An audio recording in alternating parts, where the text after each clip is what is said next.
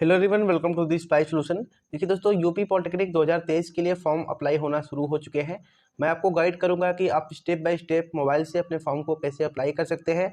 आप सभी का जो फॉर्म है वो रजिस्ट्रेशन से लेकर फाइनल प्रिंट आउट तक मैं आपको बताऊंगा, ठीक है। तो वीडियो मिस मत कीजिएगा, कंप्लीटली वॉच कीजिएगा, ठीक है। और पसंद आए तो इसको लाइक भी कर दीजिएगा। मैं आपको मोबाइल भी इसलिए बता रहा हूँ क्योंकि सभी के पास डेस्कटॉप नहीं होता है। ज़्यादातर लोगों के पास मोबाइल है, तो मोबाइल से आप कर सकते हैं। दोनों के लिए प्रोसेस लगभग सेम ही है, ठीक है। तो देखिए, आपको करना क्या है, आप ऑफिशियल वेबसाइट पर जाएं जीकप के, या फिर मेरी सलाह माने तो आप जो है सरकारी हंटर इस तरीके से गूगल पे लिख के सर्च कर दें, ठीक है। क्योंकि ये इनकी वेबसाइट पर जितने भी इंफॉर्मेशंस वगैरह होती हैं वो यहाँ पे प्रोवाइड कर देते हैं, तो आपको कहीं दर दर भटकना नहीं होगा। सरकारी हंटर की ऑफिशियल वेबसाइट पर जैसे आएंगे, यहाँ पे नीचे की तरफ आपको यूपी पॉलिटेक्निक ऑनलाइन फॉर्म 2023 जीकप, ठीक है, ये आपको मिल जाएगा। इस पर आपको क्लिक कर देना है। जैसे आप इस पर क्लिक करेंगे, क्लिक करने के बाद ये इनका आर्टिकल खुल जाएगा जिसमें आपको पूरा डिटेल्स लिखा गया है कि यूपी पॉलिटेक्निक क्या है, कैसे कौन से लोग इसको अप्लाई करते हैं, कौन से ग्रुप में आपको अप्लाई करना होता है, और इसके साथ ही साथ कितनी फ़ीस लगती है, और काउंसलिंग के बाद कितनी फ़ीस लगेगी, टोटल कितने गवर्नमेंट कॉलेज हैं, ठीक है, 154 हैं, एडेड 19 हैं, 1294 प्राइवेट्स हैं, ठीक है। फार्मेसी के लिए कितनी फ़ीस है, वो सभी चीज़ें आपको यहाँ पे मिल जाती हैं। तो आप यहाँ से पढ़ लीजिएगा। उसके बाद अगर आपको अप्लाई करना है तो आपको यहाँ पे डायरेक्टली लिंक मिल जाते हैं। आप चाहें तो यहाँ से इसको अप्लाई कर सकते हैं, ठीक है। तो आपको करना क्या है, सिंपली यहाँ पे अप्लाई हेयर ऑल ग्रुप्स पे क्लिक कर देना है। बाद कुछ इस तरीके का इंटरफेस आपके सामने आ जाएगा, ठीक है। और यहाँ पे स्क्रॉल करके आपको अभी लॉगिन नहीं करना है, क्योंकि अभी आपके पास ना तो एप्लीकेशन नंबर है ना ही पासवर्ड है। तो आपको स्क्रॉल करके नीचे की तरफ ही आना है, न्यू कैंडिडेट रजिस्ट्रेशन पे क्लिक कर देना है। जिससे आप इस पर क्लिक करेंगे, क्लिक करने के बाद आपके सामने कुछ इस तरीके का इंटरफेस आ जाएगा, ठीक है। यहाँ पे सब कुछ जो है लिखा गया है कि कितना फीस लगेगा आप सभी का, ठीक है। तो यहाँ से आप लोग देख सकते हैं। लेकिन मैं आपको यहाँ पे बता दूँ कि जो स्टूडेंट फार्मेसी ग्रुप के लिए अप्लाई करना चाहते हैं उनके लिए दो चीज़ें मिलेंगी, E1 और E2, ठीक है। तो E1 जो है वो बायोलॉजी वालों के लिए होता है, जो बायो से हैं, इंटर पास किए हैं या फिर अभी एग्जाम को दिए हैं। E2 जो होता है वो मैथ ग्रुप के लिए होता है, ठीक है। तो दोनों के केस पे आप यहाँ पे समझ लें E1 से किसको अप्लाई करना है, E2 से किसको अप्लाई करना है। इसके बाद यहाँ पे देखिए कुछ डिटेल्स इन्होंने लिख रखा है कि क्या क्या चीज़ें जो है आपको अपलोड करनी है। तो सबसे पहले हम ये जो इमेज है उसको बना लेते हैं पहले से, है ना। मैं आपको सॉफ्टवेयर बता देता हूँ कि किससे आपको बनाना है। फ्री सब कुछ है, आपको कहीं कुछ जाने की ज़रूरत नहीं पड़ेगी। यहाँ पे आप देखेंगे तो आपको कह रहा है कि जो इमेज का साइज है वो 10 केबी से ज़्यादा होना चाहिए और 200 केबी से कम होना चाहिए, ठीक है। और इसके बाद सिग्नेचर का जो इमेज साइज इन्होंने बता रखा है वो कह रहा है कि 4 केबी से ज़्यादा होना चाहिए और 30 केबी से कम होना चाहिए, ठीक है। तो 10 से लेकर 200 के बीच में आपका इमेज और 4 से लेकर 30 केबी के बीच में आप सभी का जो है वो सिग्नेचर होना चाहिए। तो मैं अभी आपको बना के दिखाता हूँ कैसे आपको बनाना है, आप भी देख लीजिए। देखिए दोस्तों, आप सभी का जो इमेज है उसको केबी में बनाने के लिए सिंपली आप प्ले स्टोर से एक एप्लीकेशन डाउनलोड करें, क्यू रिड्यूस लाइट। ये आपको प्ले स्टोर पे मिल जाएगा, ठीक है। ये इंस्टॉल होने के बाद आपको इसको ओपन कर लेना है। जैसे ये ओपन होगा कुछ इस तरीके का इसका इंटरफेस आता है।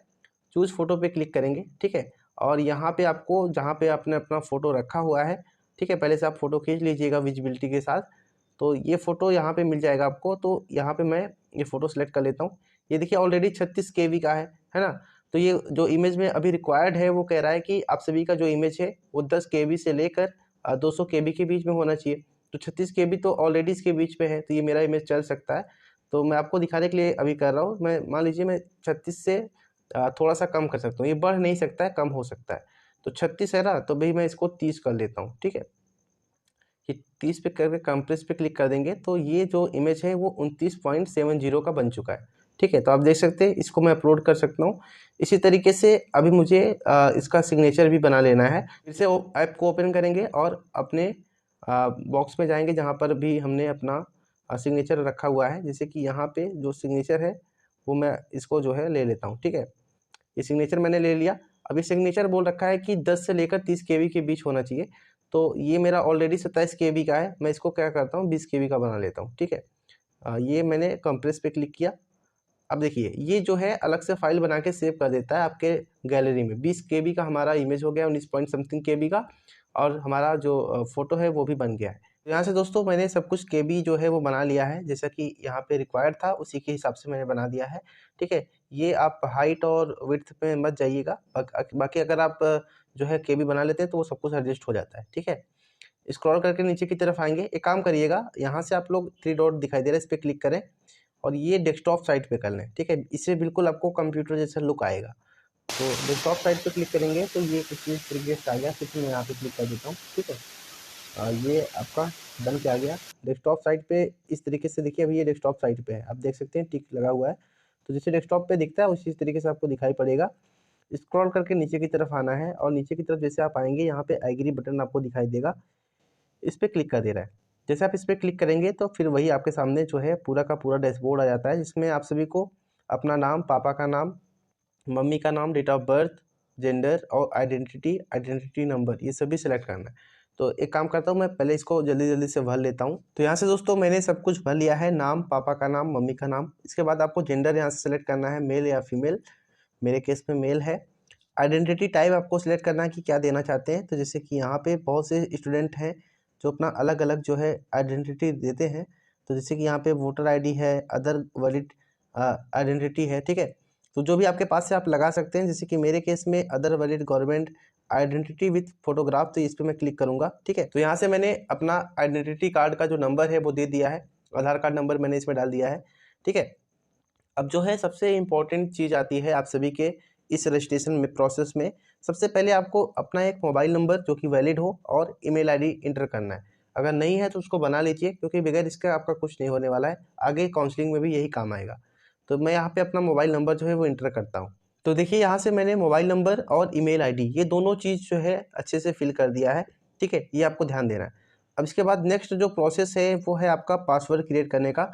पासवर्ड आप सभी को कुछ इस तरीके से बनाना है ताकि उसमें स्मॉल लेटर भी हो, कैपिटल लेटर भी हो, कुछ नंबर्स भी हो, कुछ कैरेक्टर भी मिक्स हो। ठीक है, इस तरीके से आपको बनाना है। जैसे कि मैं आपको बता दूं, जैसे कि मेरा नाम सूरज है तो मैं क्या करूँगा, एस जो है वो कैपिटल में ले लेता हूँ, UR। ठीक है, मैं ज़रूरी नहीं है जैसे मैं बता रहा हूँ वैसे आप कीजिएगा, आप अपने हिसाब से बनाइएगा। ठीक है, SURAJ सूरज। ठीक है, एक सिंबल ले लेते हैं, हैश ले लेते हैं। उसके बाद फिर आपको जो भी नंबर लेना है, जैसे 356। ठीक है, इस तरीके से नंबर ले लिया मैंने और ये मेरा पासवर्ड जो है वो बन जाएगा। ठीक है, तो कुछ इस तरीके से पासवर्ड आपको बनाना है ताकि आपको ये याद रहे, क्योंकि आगे चल के आपको बहुत ये काम देने वाला है। तो दोस्तों यहाँ से मैंने जो पासवर्ड है वो बना लिया है। ठीक है, जैसा पासवर्ड आप क्रिएट करेंगे सेम पासवर्ड आपको इस कन्फर्म वाले पासवर्ड में भरना है। ठीक है, अब आपको करना क्या है, सिक्योरिटी पिन ये जो आपको दिखाई दे रहा है, ये जो नीले कलर में, इसको आपको इंटर करना है इस वाले बॉक्स में। तो मैं यहाँ पे इंटर कर लेता हूँ। तो ये मेरा पूरा का पूरा जो सिक्योरिटी पिन है मैंने इंटर कर दिया है। ठीक है, एक बार मैं इसको रिव्यू कर लेता हूँ कि सब कुछ मैंने सही भरा है कि नहीं भरा है। तो नाम हो गया, पापा का नाम, मम्मी का नाम, डेट ऑफ बर्थ भी सही है। उसके बाद मेल हो गया और आप सभी का ये जो आइडेंटिटी कार्ड है उसका नंबर भी ठीक है, ईमेल आईडी, मोबाइल नंबर भी ठीक है। अब मुझे सबमिट पर क्लिक करना है। ठीक है, जैसे सबमिट पर क्लिक करेंगे ये आपसे पूछेगा do you wish to submit, yes पे आपको क्लिक कर देना है। तो ये देख सकते हैं आप लोग, वेरिफिकेशन ऑफ मोबाइल और email is mandatory to get registered successfully. ठीक है, तो यहाँ पे आप देख सकते हैं जो है आप सभी को यहाँ पे बोल दिया गया है कि जो आपका फॉर्म है वो फाइनल सबमिट की तरफ बढ़ चुका है। ठीक है, अब देखिए यहाँ पे मुझे सबमिट एंड नेक्स्ट पे क्लिक कर देना है। ठीक है, तो यहाँ पे मुझे एडिट तो करना नहीं है क्योंकि सब कुछ मेरा सही है। तो यहाँ पे मैं सबमिट एंड नेक्स्ट पे क्लिक करूँगा। इसे क्लिक करूँगा तो आपके सामने कुछ इस तरीके का इंटरफेस आएगा। अब देखिए अभी आपके मोबाइल पर एक OTP जाएगा और एक OTP आपके, देखिए इस तरीके से मोबाइल पर OTP आ गया है मेरे। ठीक है, यहाँ पर मैं इसको कॉपी कर लेता हूँ अभी से ही। तो यहाँ से मैं OTP जो है मोबाइल वाला वो इसमें पेस्ट कर देता हूँ। और यहाँ पे अभी ईमेल पे भी एक गया होगा, ईमेल वाला भी देखते हैं खोल के। ठीक है, तो पहले मैं मोबाइल वाला भर देता हूँ। अगर आप में नहीं गया है OTP, ठीक है, तो आप क्या कर सकते हैं कि यहाँ से एक रिसेंड नाम का एक बटन आपको दिखाई पड़ेगा, ये वाला। इस पर क्लिक करके आप मोबाइल पे चाहे तो मोबाइल पे और ईमेल पे चाहे तो ईमेल पे भेज सकते हैं। तो ये मोबाइल वाला तो मैं देख लिया हूँ, अभी मैं जो है ईमेल वाला भी देख के इसमें फिल कर देता हूँ। तो यहाँ से मैंने ईमेल का भी जो OTP है वो भर दिया है। ठीक है, अब ये फिर से आपको सिक्योरिटी पिन दिखाई देगा, ये जो नीचे दिखाई दे रहा है। ठीक है, आपको ये वाला जो पिन है इसमें एंटर कर देना है। तो इसको मैं कर देता हूँ 13V1B1। ठीक है, ये जो है सबमिट बटन मुझे नीचे नहीं दिख पा रहा है। ठीक है, तो इसको मैं थोड़ा सा पोर्ट्रेट मोड में कर लेता हूँ और ये देखिए वेरीफाई एंड फाइनल सबमिट, इस पर क्लिक कर देना है और ये जो है सबमिट हो रहा है। आप देख सकते हैं ये सबमिट हो गया और कुछ इस तरीके से ये लॉगिन हो चुका है। ठीक है, अब आप देख सकते हैं कि टोटल कितने ये आपका मैसेज भी आ गया है। अब आप देख सकते हैं कि कितने स्टेप का फॉर्म है, बस कुछ नहीं करना है, बस जल्दी जल्दी से सब कुछ आपको कर देना है। ठीक है, अगर लॉग आउट हो जाता है तो फिर जो अभी रजिस्ट्रेशन नंबर एक आपको मिल गया होगा, ये नीचे की तरफ आप देखेंगे तो एक रजिस्ट्रेशन नंबर आपको मिल जाएगा, ठीक है। एप्लीकेशन फॉर्म पे क्लिक कर देना है, स्टेप बाय स्टेप सब कुछ कंप्लीट होगा, ठीक है। इस पर क्लिक करेंगे और क्लिक करने के बाद ये देखिए जो एप्लीकेशन फॉर्म का डिटेल्स जो पहले से कुछ था वो इसमें भरा हुआ आ रहा है, जो नहीं भरा है वो आप भर सकते हैं। जैसे कि यहाँ पे मेल इंडियन ये सब भरा हुआ है। राज्य की पात्रता, अगर आप यूपी से हैं तो आप जो है यूपी वाला जरूर सेलेक्ट करेंगे, डोमिसाइल ऑफ यूपी। अगर आप अदर स्टेट से हैं जैसे कि झारखंड बिहार से हैं तो आप अदर देन उत्तर प्रदेश करेंगे, ठीक है। तो मैं डोमिसाइल ऑफ यूपी करूँगा क्योंकि मैं उत्तर प्रदेश का हूँ। कैटेगरी आपको सिलेक्ट करनी है कि क्या कैटेगरी है, तो ओबीसी मेरे केस में है, मैं ओबीसी पे सिलेक्ट करूँगा। उसके बाद यहाँ पे आपको जो है सब कैटेगरी आपको सिलेक्ट करनी है, ठीक है। तो मेरी कोई सब कैटेगरी तो है नहीं, तो मैं नॉट एप्लीकेबल लिखूंगा। अगर आपके केस में फ्रीडम फाइटर है, ठीक है, फिजिकल हैंडीकेप्ड है, मिलिट्री पर्सन है तो आप कर सकते हैं। और इसके बाद यहाँ पे कह रहा है कि क्या आपके पास रंग अंधता है, कलर ब्लाइंडनेस है, तो मेरे पास नहीं है तो मैं नो करूँगा। और प्लेस ऑफ रेजिडेंस मतलब कहाँ के निवासी हैं, तो अर्बन रूरल दो आपको दिखाई देता है। तो अर्बन जो होता है वो कस्बे के क्षेत्र वाले होते हैं, रूरल जो होता है वो आपका गांव ग्रामीण संबंधित होता है, ठीक है। तो मेरे केस में अर्बन है तो मैं अर्बन पे क्लिक करूंगा, मैं कस्बे में हूँ, ठीक है। नगर पंचायत लगता है, अगर आप में ग्राम प्रधान है, ग्राम चलता है तो आप रूरल पे क्लिक करेंगे, ठीक है। उसके बाद आपको are you belong to minority, मतलब क्या आप मुस्लिम समुदाय से हैं, माइनॉरिटी मतलब मुस्लिम सिख ईसाई ये सब, ठीक है। अगर आप उससे हैं तो आप यस करेंगे, अदरवाइज आप नो करेंगे। मेरे केस में नो है तो मैं नो करूँगा, ठीक है। सेव एंड नेक्स्ट पे क्लिक करेंगे, ठीक है, यस करेंगे। अब देखिए ये जो स्टेप आपको दिखाई दे रहे थे वो धीरे धीरे कंप्लीट होते हुए आपको नजर आएंगे। ये दूसरा स्टेप आपका खुल गया है। अब ये कह रहा है कि आप किस ग्रुप से आवेदन को करना चाहते हैं। अगर आप इंजीनियरिंग ग्रुप से करना चाहते हैं जैसे कि मैकेनिकल, सिविल, इलेक्ट्रिकल, इलेक्ट्रॉनिक्स, है ना, तो आप ग्रुप ए पे जाएंगे। अगर आप B2K अप्लाई करना चाहते हैं तो आप यहाँ से कर सकते हैं, लेटर एंट्री वगैरह। फार्मेसी के लिए अप्लाई करना चाहते हैं तो आप यहाँ से कर सकते हैं। जैसे कि मेरे केस में मैं यहाँ पे ग्रुप ए को ही सिलेक्ट करूँगा क्योंकि मैं इंजीनियरिंग से करना चाहूँगा। और यहाँ पे आप देख सकते हैं जिस ग्रुप से आप करना चाहें वो कर सकते हैं। जैसे कि K1 से करेंगे तो डायरेक्टली आपको द्वितीय वर्ष में एडमिशन मिलता है, ठीक है। K3 K4 ये सभी आपको मिल जाएंगे, जो आप जिससे करना चाहें कर सकते हैं, लेकिन आपको फर्स्ट ईयर का भी एग्ज़ाम देना होता है इसमें। और इसी तरीके से आप E1 E2 पे आएंगे तो यहाँ पे आप देख सकते हैं E1 जो है, जैसे कि मैंने आपको शुरू में ही बताया है, वो बायो के लिए होता है, और जो E2 है वो आपको मैथ के लिए होता है, ठीक है। तो ये मैं यहाँ पे इसको तो अप्लाई नहीं कर रहा हूँ, ठीक है, इसको मैं छोड़ देता हूँ। जैसे आप तीनों के लिए अप्लाई कर सकते हैं क्योंकि तीनों का एग्जाम अलग अलग दिन होगा, ठीक है। तो आप तीनों के लिए अप्लाई कर सकते हैं। इसके साथ आपको पैसे ज़्यादा देने होंगे, जैसे 300 रुपये इसका, 300 रुपये इसका, 300 रुपये इसका, तो आपको टोटल 900 रुपये पे करने होंगे अगर आप तीनों के लिए अप्लाई करते हैं। तो आप देख लीजिएगा, SC ST हैं तो आपको 600 रुपये तीनों के लिए देने होंगे। तो मेरे केस बस एक ही है तो मैं एक ही करूँगा। देखिए यहाँ पे कह रहा है कि आपको 300 रुपये पे करने होंगे, ठीक है। जैसे आप बढ़ाते जाएंगे यहाँ पे पैसा बढ़ता जाएगा। सेव एंड नेक्स्ट पे क्लिक करेंगे, ठीक है, ओके करेंगे। अब आपके सामने फिर से जो डैशबोर्ड है वो आएगा। अब यहाँ पे आपसे पूछ रहा है आपके डिटेल्स, ठीक है, क्वालिफिकेशन डिटेल्स। देखिए धीरे धीरे ये हम नीचे की तरफ बढ़ते जा रहे हैं, है ना। नीचे की तरफ ये फॉर्म के स्टेप जो है वो कंप्लीट होते हुए आपको दिखाई देंगे। तो पासिंग स्टेटस आपको पूछ रहा है, तो पासिंग स्टेटस में यहाँ पे जो है मैं क्लिक करूँगा, ठीक है। एक मिनट, ये देखो पास्ड कह रहा है कि क्या आप 10th जो है पास्ड हैं कि अपीयरिंग है। तो अगर आप 10th का भी एग्ज़ाम दिए हुए हैं तो आप अपीयरिंग सेलेक्ट करेंगे। मेरे केस में पास है तो मैं पास पे क्लिक कर दूंगा, ठीक है। उसके बाद यहाँ पे कह रहा है कि पासिंग ईयर, कब आपने एग्ज़ाम को पास किया है, ठीक है। अपीयरिंग है तो आप अपीयरिंग डालेंगे, ठीक है।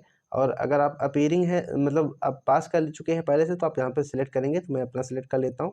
उसके बाद कह रहा है कि आपका जो रोल नंबर या फिर रजिस्ट्रेशन नंबर है वो क्या है, ठीक है। तो ये जो है मैं यहाँ पे डाल देता हूँ अपना रोल नंबर जो है, ये मैंने यहाँ पे फिल कर दिया है, ठीक है। हाँ ये मैंने फिल कर दिया। बोर्ड कह रहा है, बोर्ड कौन सा है, तो बोर्ड का नाम भी आप यहाँ पे सिलेक्ट कर सकते हैं, ठीक है। जैसे कि मेरे केस में जो बोर्ड है वो board of high school and intermediate education Uttar Pradesh है। ये देखिए आ गया ना, बोर्ड ऑफ हाई स्कूल, ये जूम मैं करके दिखा देता हूँ, board of high school and intermediate education Uttar Pradesh, ये आपको क्लिक कर देना है अगर आप यूपी बोर्ड से हैं तो, ठीक है। CBSE बोर्ड है तो CBSE सेलेक्ट करेंगे आप, जो भी बोर्ड है आप सिलेक्ट करेंगे। स्ट्रीम और कोर्स के बारे में बात कर रहा है, तो स्ट्रीम के बारे में पूछ रहा है किस स्ट्रीम से है, तो हम 10th यहाँ पे सिलेक्ट कर देंगे, ठीक है। रिजल्ट मोड आपसे पूछ रहा है, तो रिजल्ट मोड जो है वो जो है मेरा परसेंटेज में है, तो मैं इस पर क्लिक कर दूंगा, ठीक है। कह रहा है कि मैक्सिमम मार्क्स आपने कितना ऑब्टेंड किया था, ठीक है, मतलब मैक्सिमम मार्क्स कितना था, तो 600 नंबर का होता है यूपी बोर्ड में, तो ये हम 600 नंबर फिल करेंगे। कितना पाया था, तो 474 नंबर मैंने पाया था, तो यहाँ पे मैं फिल कर दूंगा। ठीक है, और ये देखो ऑटोमेटिकली जो परसेंटेज है उसको कैलकुलेट कर लेगा। तो ये यहाँ तक फिल हो गया। इसके बाद अब हमें सेव एंड नेक्स्ट पे क्लिक कर देना है। ठीक है, ये सेव एंड नेक्स्ट पे क्लिक करेंगे, यस पे क्लिक करेंगे तो ये देख सकते हैं कुछ इस तरीके का इंटरफेस इसका खुलता जा रहा है। ठीक है, ये जो है कॉन्टैक्ट डिटेल्स तक आ गया है। अब यहाँ से मुझे करस्पॉन्डिंग एड्रेस और परमानेंट एड्रेस ये दो डालने होते हैं, जैसे कि मैं अपना जो भी कम्युनिकेशन है वो कहाँ पे रिसीव करना चाहता हूँ और मैं रहता कहाँ हूँ, ये दो अलग अलग एड्रेस होते हैं। तो मेरे केस में दोनों सेम है, तो मैं एक पे करूँगा, ठीक है, एक पे फिल करूँगा, उसके बाद दूसरे पे टिक कर दूंगा तो वो ऑटोमेटिक ले लेगा। तो आप लोग यहाँ से देख सकते हैं कि मैंने सब कुछ फिल कर दिया है। यहाँ पे देखिए जो ऑप्शनल होता है उसको फिल नहीं करना होता, ज़रूरी नहीं होता है। तो ये मैंने डिस्ट्रिक्ट नेम और स्टेट नेम, पिन कोड वगैरह, एड्रेस वगैरह वो फिल कर दिया है। अगर आपके केस में जो परमानेंट एड्रेस है वो सेम है तो आप इस पर चेक कर देंगे, नहीं तो अगर आपका अलग अलग है तो आप इस पर क्लिक करके ये फिर से डिटेल्स वगैरह फिल करेंगे। तो मेरे केस में दोनों सेम है। ठीक है, मैं बाहर नहीं रह रहा हूँ, तो इस पर क्लिक करेंगे, सेव एंड नेक्स्ट बटन पे क्लिक कर देना है, जस्ट करेंगे और आपके सामने ये इंटरफेस आएगा फिर से। ठीक है, यहाँ पे आप देख सकते हैं अब आपसे एग्ज़ाम सिटी पूछ रहा है कि आप किस जगह एग्ज़ाम जो है वो देना चाहते हैं। तो स्टेट तो दोनों के केस में मैं उत्तर प्रदेश ही रहेगा। ठीक है, ये पहला वाला उत्तर प्रदेश। एग्ज़ाम सिटी कह रहा है कि किस डिस्ट्रिक्ट में आप देना चाहते हैं, तो आप जो है अपना डिस्ट्रिक्ट सेलेक्ट करें जहाँ पे आपका घर है, जहाँ पे आप एग्ज़ाम देना चाहते हैं। जैसे कि मेरे केस में जौनपुर है, तो मैं जौनपुर पे क्लिक कर दूँगा। ठीक है, और 1 मिनट, ये रहा पहला एग्ज़ाम सेंटर है, ये फिर से मैं करता हूँ। ठीक है, बैक हो गया था, ये हो गया उत्तर प्रदेश और यहाँ से जौनपुर। ओके, ये रहा जौनपुर, ये जौनपुर मैंने सेलेक्ट कर दिया। तो ये टोटल 4 सेंटर जो है सिलेक्ट कर लिया है हमने। पहले नंबर पे मेरा जौनपुर है, फिर प्रयागराज, बनारस और बाराबंकी। सेव एंड नेक्स्ट पे क्लिक कर देंगे। ठीक है, तो ओके करेंगे, ये सबमिट हो जाएगा। ये देखिए सबमिट हो चुका है। ठीक है, अब सबमिट होने के बाद अब आपसे पूछेगा कि फ़ोटोग्राफ। अब फ़ोटोग्राफ देखिए यहाँ से आपने बना लिया तो बहुत अच्छी बात है, क्योंकि मैंने आपको शुरू में ही दिखा दिया था। तो क्लिक करना है, बस चूज़ फ़ोटोग्राफ पे जाना है और इसको करना है आप सभी को अलाउ। ठीक है, आप अलाउ करेंगे। अब आपसे आपका जो फाइल है वो पूछेगा कहाँ पे है, तो आप मोबाइल में ओपन करेंगे इसको, और ये जो फाइल है ये आपको मेरे केस में जो है वो गैलरी में है।